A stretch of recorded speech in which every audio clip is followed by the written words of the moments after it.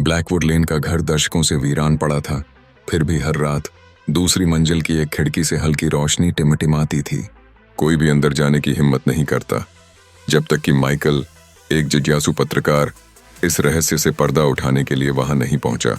घर के अंदर की हवा भारी थी, धूल से भरी हुई, और उसमें कुछ सड़ांध की बू भी मिली हुई थी। लकड़ी के फर्श उसके कदमों के नीचे चरमराने लगे। दीवारों पर पड़ती परछाइयां असामान्य रूप से लंबी थीं, लेकिन माइकल ने इसे सिर्फ अपनी कल्पना समझकर नजरअंदाज कर दिया। फिर उसने उसे पाया, मौन कक्ष। यह कमरा बाकी घर से अलग था, अजीब तरह से साफ सुथरा, जैसे कोई अब भी यहाँ रहता हो। कोने में एक पुरानी झूला कुर्सी हल्के हल्के हिल रही थी, जबकि हवा का नामो निशान तक नहीं था। एक पुराना ग्रामोफोन वहीं रखा था, उसकी सुई एक नीरव रिकॉर्ड पर रुकी हुई थी।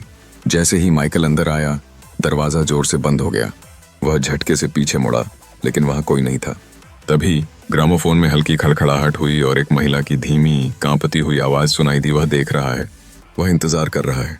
मत बोलो, मत मुड़ो। माइकल की सांसें अटक गईं। उसके ठीक पीछे कोई खड़ा था, उसकी ठंडी सांसें उसकी गर्दन को छू रही थीं। उसने खुद को स्थिर रखने की कोशिश की, उसके हाथ डर से कांप रहे थे।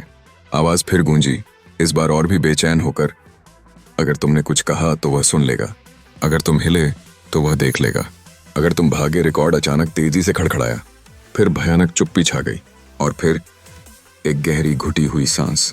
माइकल का शरीर भय से जड़ हो गया। उसे महसूस हुआ कि कोई उसके बेहद करीब झुक आया है। एक ठंडी फुसफुसाहट जो मौत से भी ज्यादा भयावह थी, उसके कानों में गूंजी, मैं तुम्हें देख सकता हूँ। बत्तियां टिमटिमाईं, दरवाजा धीरे धीरे चरमराता हुआ खुला। मौन कक्ष फिर से खाली था।